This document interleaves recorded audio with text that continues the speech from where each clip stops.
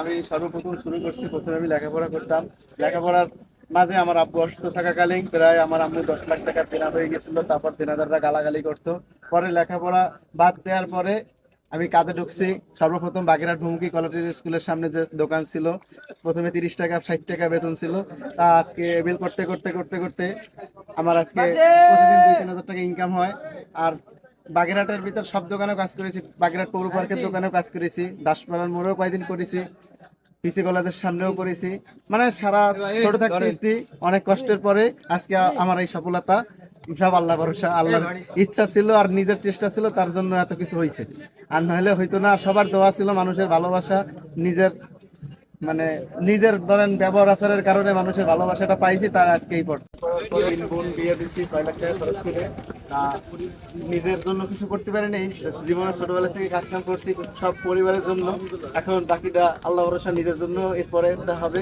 কিন্তু আমার আব্বুর বয়স হয়ে গেছে, পারে না। তারপর নিজে ব্যবসা বাণিজ্য শুরু করে বোন 3টে বিয়ে দিলাম। আব্বু 10 লাখ টাকা দেনা ছিল, আব্বু 10 লাখ টাকা দেনা ছাড়াইলাম।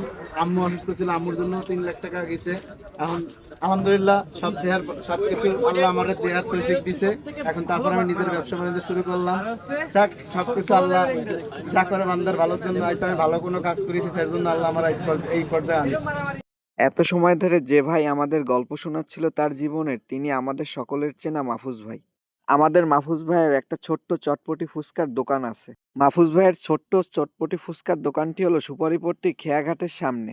অনেকদিন ধরেই চটপটি ফুচকা খেতে ইচ্ছা করছিল, তাই সন্ধ্যার দিকে আমরা সবাই বের হই চটপটি ফুচকা খেতে। বাগেরহাটের ভিতর ঘুরতে ঘুরতে সুপারিপট্টি খেয়াঘাটের সামনে এই ছোট্ট ফুচকা চটপটির দোকানটা আমাদের চোখে পড়ে। আর যেহেতু নদীর পাড় ছিল, তাই ভাবলাম এখানে বসেই চটপটি ফুচকা খাওয়া যাক এবং আড্ডা দেওয়া যাক। মাহফুজ ভাইয়ের কাছ থেকে আমরা 30 টাকার চটপটি নিলাম, আর এই চটপটির স্বাদ ছিল অসাধারণ। মাহফুজ ভাইয়ের চটপটির মধ্যে বুটের পরিমাণটা অনেক বেশি, এই কারণে এই চটপটিটা আমাদের কাছে অনেক বেশি মজা লাগছিল।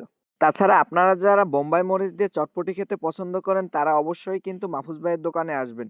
বাগেরহাটের ভিতরে মাহফুজ ভাইয়ের দোকান থেকে কে কে চটপটি খেয়েছেন তা কিন্তু অবশ্যই আমাকে কমেন্টের মাধ্যমে জানাবেন।